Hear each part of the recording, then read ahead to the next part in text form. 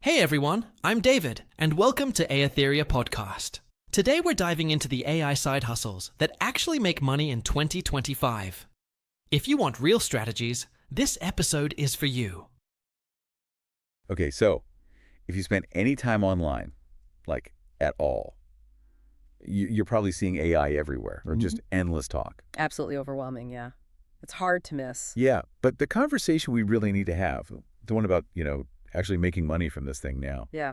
that often gets lost in all the hype, all the speculation. It gets drowned out. Because AI isn't some far-off sci-fi idea anymore, is it? It's here. Oh, definitely not. It's immediate. It's real. It's putting pressure on things, but, and this is key, it's also a huge opportunity. And that's really our focus for this deep dive. We want to cut through that noise you mentioned. Our goal here is to look at the real strategies, what's actually working today in 2025 for people generating income.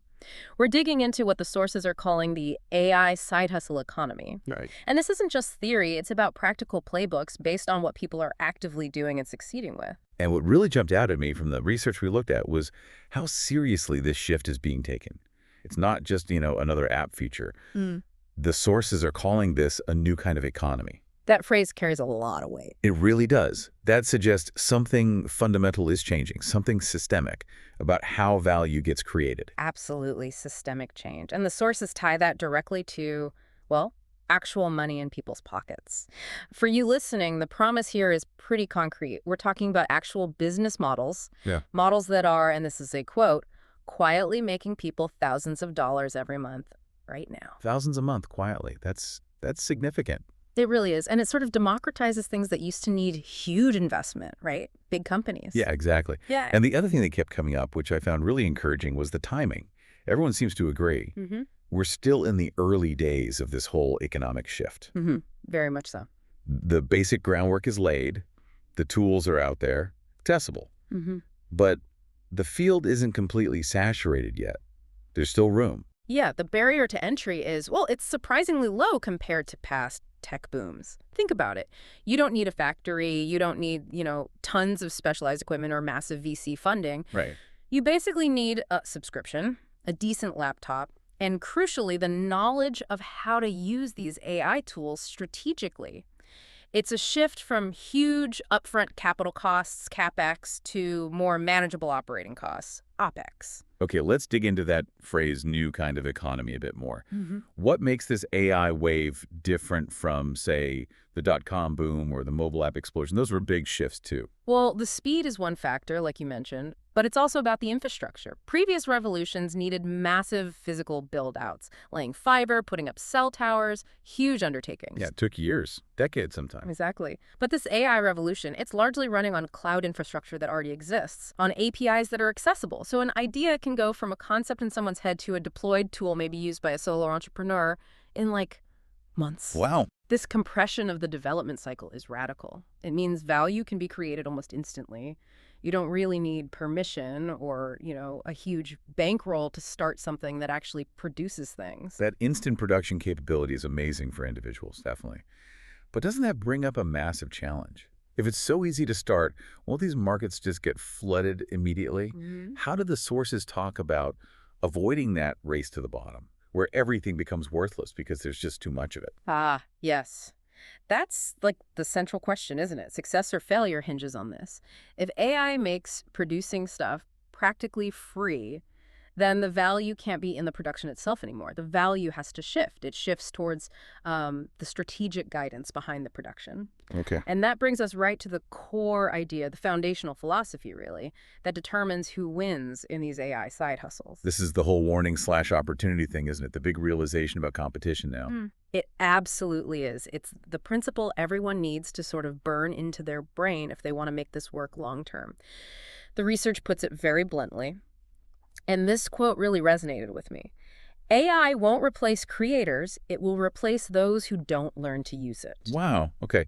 That reframes everything. It's not human versus machine anymore. The machine is just There, it's a No. given. The real competition is human with the machine versus human without the machine. Exactly. The AI isn't your competitor. It's the tool you absolutely need to stay competitive. It's the force multiplier. Right. And that directly answers your saturation question. Look, basic generic AI output, yeah, that will get commoditized super fast. Think, bland stock photos or really simple article summaries. Okay. But the person who knows how to guide the AI, who has the strategic insight to make the AI produce something really specific, really high value for a particular niche, that person keeps the edge. Competition shifts away from just effort. Right. It's now about efficiency, yes, but also precision. If you can guide the AI to create something hyper-relevant that really hits the mark for a specific audience, you rise above all that generic noise. So using AI isn't just about being modern. It's actually about basic competitiveness. It stops being optional pretty quickly if you want to create anything meaningful, especially at scale. You got it. And this core principle, the need for guided leverage, that's the filter, all the profitable side hustles we're about to discuss, they all have to pass through that filter. Okay. So the three main hustles we'll break down now. They're just different ways people are applying this principle in the real world. There are different paths for turning that human strategic input into actual leveraged, often automated income. All right, let's jump into the first big category then. This one seems focused on scale and efficiency. Hustle. #1, content automation. Right. This model is all about using AI to the max for consistent output and reach. The idea is you build up media channels, could be YouTube, could be a network of niche blogs, maybe podcasts that are almost entirely, quote, fully powered by AI. Fully powered. Yeah. The human acts as the, let's say, the editor-in-chief, the strategist, but the AI, that's your production crew, all of it. Okay, walk us through that. What specific jobs is AI actually doing here? We know about text generation, but the sources suggest it's much more than that now. Oh, it's the whole production line, really. Vertically integrated, take a YouTube channel that's automated, AI can structure the script, making sure it follows patterns known to keep viewers watching. Okay, retention-focused scripting. Exactly. Then you've got generative AI voices. These are getting scarily good. Broadcast quality, often indistinguishable from humans. That just wipes out hours and hours of recording, editing, re-recording. Wow, okay. No more studio time. Pretty much. And then for visuals, tools like Pika, Runway, they can generate B-roll, abstract graphics, animations, even complex visualizations that match the script content dynamically. So script, voice, visuals, all AI. Largely, yes. And for podcasts, it's a similar story. Scripts, AI hosts with consistent delivery. AI can even do post-production, cleaning up audio, removing ums and ahs, ensuring the sound levels are consistent across episodes. That's huge. It transforms the time commitment. What used to be maybe hundreds of hours of labor for a series can become just a few hours of review and strategic tweaking. The reduction in overhead is just mind-blowing. But okay, back to that nagging question. If the production is basically free and instant, why would anyone choose an automated channel over a human one? Doesn't it feel soulless? This must be where that non-negotiable human element comes back in. Exactly right. Even with maximum automation, the creators can't just hit go and walk away. Not if they want success. They absolutely must bring two things to the table. The ability to tell a story, structure things in an engaging way, and, this is critical, a deep understanding of the niche. Okay, I get the storytelling part. AI can be pretty dry, lacks that human spark sometimes. But why is understanding the niche so vital if the whole point of automation is to pump out lots of content? Isn't volume the goal? Volume is just noise if it's not hitting the right ears. Relevance is everything. The human provides the strategic filter. Let's take an example. Say you automate a channel about personal finance. So it's super broad, right? Lots of competition. Exactly. If the AI is just generally pointed, it'll spit out the same stuff as everyone else. Generic advice. Low value. Yeah. To actually make money, to grab attention, the human creator needs to focus that AI like a laser on a micro niche. Maybe it's, I don't know. Advanced options trading strategies for day traders using Platform X, hyper-specific. The human creator knows the burning questions that specific audience has. Questions maybe no one else is answering well. They use their domain expertise to craft the prompts, pushing the AI to generate content that's not just specific, but technically accurate and immediately useful to that group.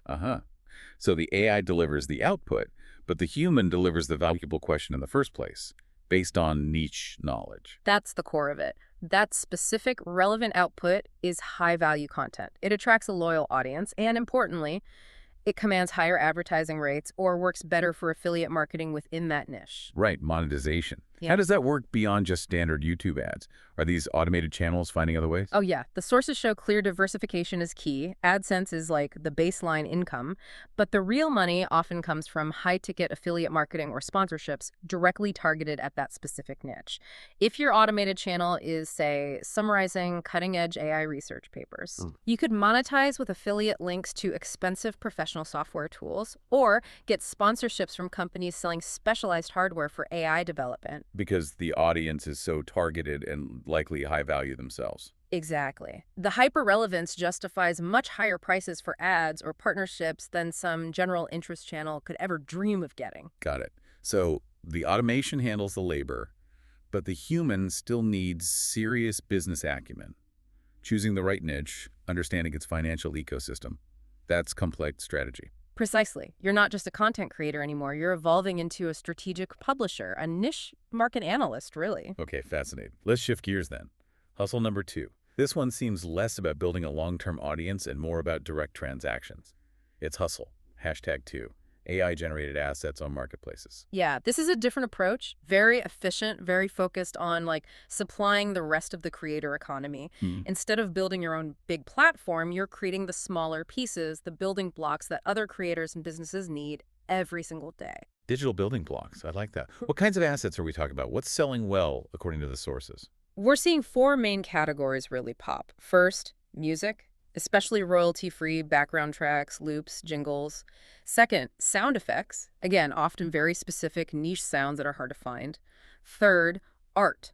This is broad stock photos, vector illustrations, 3D model textures, abstract backgrounds for videos or websites. And fourth, video templates or dynamic motion graphics elements, stuff for intros, outros, transitions. Okay, so these are the nuts and bolts that feed the content machine for everyone else. Exactly. People making videos, podcasts, games, websites, they need this stuff constantly. And the strategy is basically to use AI to create a lot of these assets and put them up on places like, Adobe Stock, Envato Market, specialized music libraries. That's the core idea. Speed and volume are your friends here. You leverage AI tools to build massive catalogs really quickly. Think about audio. Tools like Suno, maybe Udio, these are transforming things.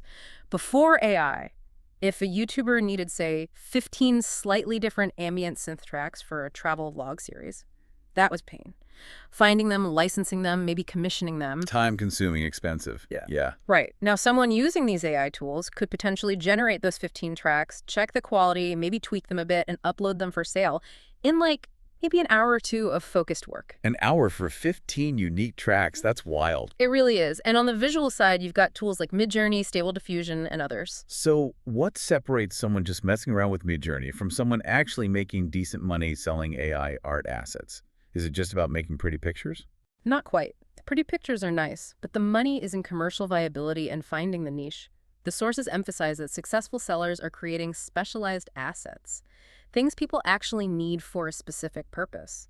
Not just another fantasy landscape, but maybe seamless wood textures for 3D artists, or vector icons in a specific flat design style for web developers, or maybe hyper-realistic product mock-ups. Ah, okay. Function over just form sometimes? Often, yeah. The creator uses the AI's speed to generate tons of variations, refining until the asset is technically sound and commercially appealing. But here's the secret sauce, and it's maybe less glamorous: metadata and tagging. SEO for stock sites. Essentially, yes. You have to be an expert at figuring out the exact keywords people are searching for when they need your specific asset. If you make the perfect texture but nobody can find it, it's worthless. Good tagging is crucial. Okay, this really sounds like that advice we heard earlier. Turn automation into art. The automation gives you the speed to create the portfolio, but the art part is the quality control, the style choices, knowing the market, and that crucial SEO. You nailed it. That's the blend. And monetization usually works through licensing tiers. You might sell the same asset hundreds or thousands of times. A basic web license might be, say, $10, but an extended license for print or merchandise could be $100 or more. Right. AI lets one person manage a portfolio potentially containing thousands of assets. Those small transactional incomes start to add up very quickly. It's a compounding game. So content automation is about capturing niche attention for high ad rates. Asset generation is about building a deep portfolio for compounding transactional income. Got it. Let's move to the third one. The sources seem to suggest this is where the really high value is right now because it's so reliant on human expertise. Hustle. Hashtag 3 of Valium. AI freelancing and prompt engineering. Yes, this is arguably the peak of the current AI side hustle economy, you could say. It's where that principle, human with machine, finds its most direct and, frankly, often most lucrative application. This hustle isn't really about producing massive volume yourself. It's more about selling the specialized knowledge needed to direct AI perfectly for others. Okay, so you're not selling the output, you're selling the instructions, the guidance. How does this change the traditional role of a freelancer? If you were a freelance writer or designer before AI, what's different now? The fundamental shift is from execution to direction. Traditionally, a freelancer was paid for their time spent doing in the article. Value was tied to labor hours and the quality of that final output. Right, billable hours. Exactly. The new AI-focused freelancer, especially the prompt engineer, is paid more for their ability to get the maximum value out of the AI tool efficiently for the client. Their value is tied to the quality of their guidance and the efficiency it creates. So a client doesn't hire them to, say, write 5,000 words of website copy. Not necessarily. They might hire them to design the perfect prompt or series of prompts that gets the company's chosen AI model to generate those 5,000 words in exactly the right tone, style, pulling from the right internal data, maybe on the first try. Minimizing revisions, maximizing speed. Precisely. The freelancer becomes less of the hands-on craftsperson and more like the high-level architect designing the system for the AI to execute. Okay, prompt engineer. It sounds impressive, maybe a bit intimidating. Yeah. For someone listening who uses AI generally but isn't deep in this, Yeah. what does that title actually mean day to day? What's the special skill they have? Yeah, it's more than just asking ChatGPT a question. A prompt engineer is really a master of syntax and semantics specifically tailored for AI models. They structure intricate, often multi-step instructions. They're not just asking, they're programming the conversation in a way. Programming the conversation. They understand things like negative prompting, telling the AI very clearly what not to include, which drastically improves accuracy. Right, avoiding common pitfalls. Exactly. They know how to use stylistic references, how to chain prompts together logically, how to adjust parameters like temperature to control creativity versus factual accuracy. They know the specific commands, the syntax, the little tricks for a given model, maybe GPT-4 versus Claude 3 versus something else that the average user just wouldn't know. It's like knowing the secret command language for each AI. That's a good way to put it. They guide the AI with such precision that the output needs minimal editing, saving the client enormous amounts of time. Can you give us a concrete example, like a simple request versus an engineered prompt? Sure. Simple request. Summarize our latest market research report. The AI gives you a summary. Probably okay, maybe a bit generic. An engineered prompt might be something like, act as a senior market analyst reporting to the CMO. Generate a 750-word executive summary of the attached Q3 market research PDF. Document ID XYZ. Focus specifically on competitive threats in the European market and opportunities for product line B. Maintain a formal, data-driven tone. Exclude any discussion of internal staffing. Use bullet points for key recommendations. Ensure all cited statistics match the source document precisely. Output format, Markdown. Okay, wow.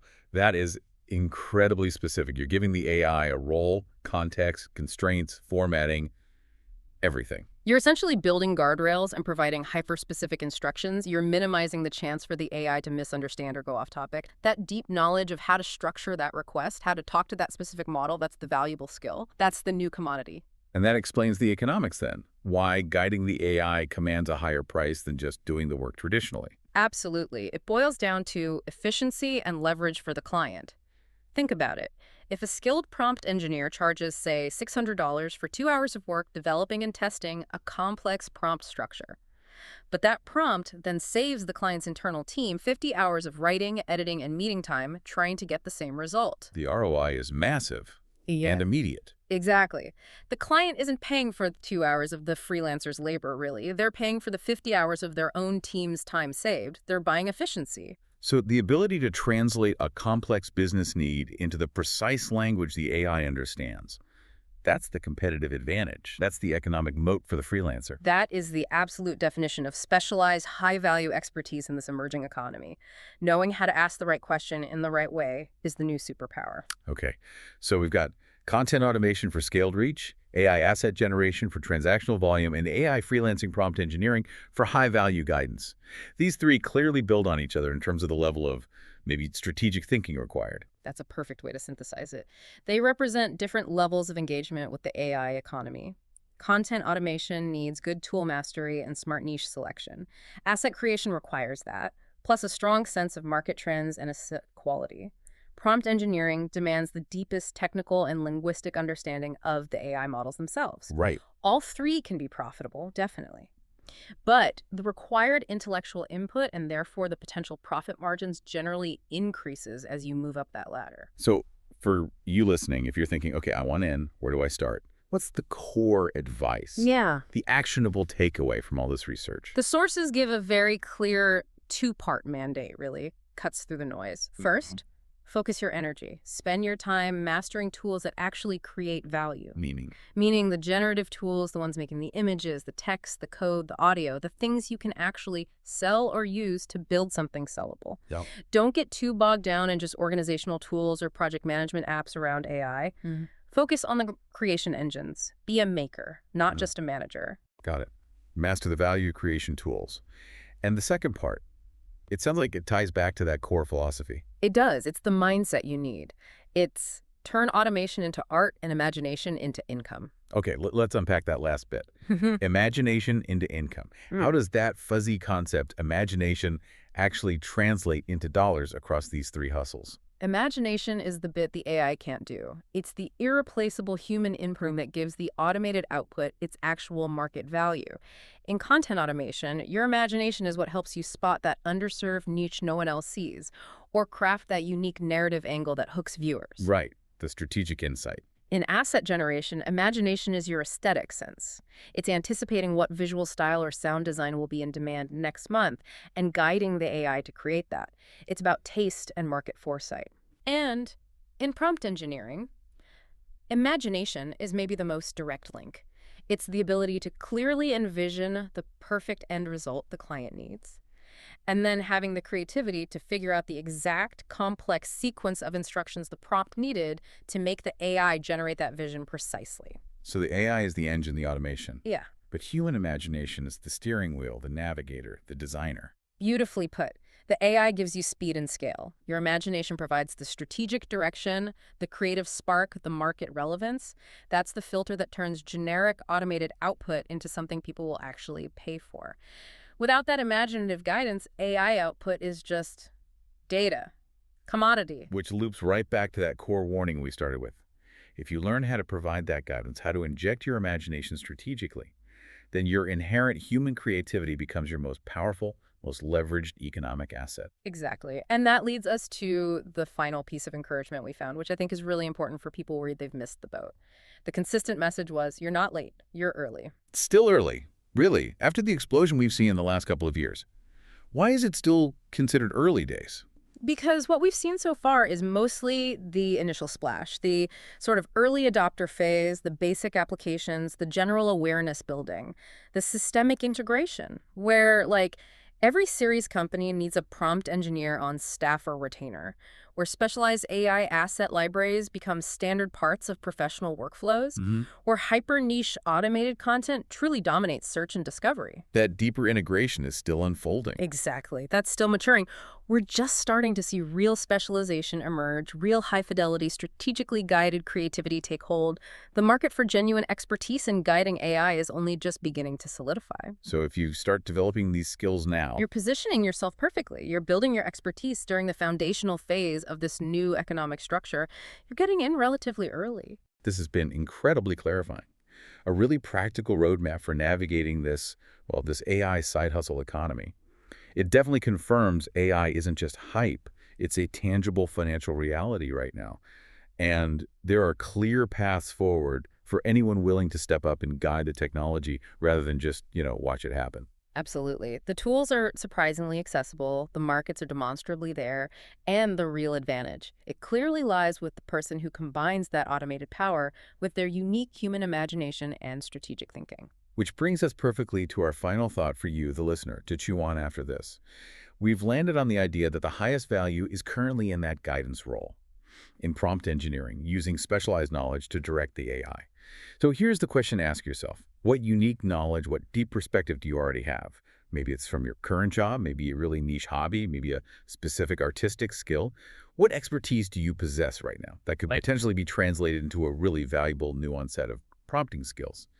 How could you teach an AI about your world? Yeah, stop focusing only on what new tools you need to learn from scratch. Start thinking about the deep knowledge you already hold, because that domain expertise, if you can figure out how to translate it into precise instructions for an AI, that's the gold. That's the unique value you bring to this new economy. A fantastic point to end on. Thank you for joining us for this deep dive into the AI side hustle economy.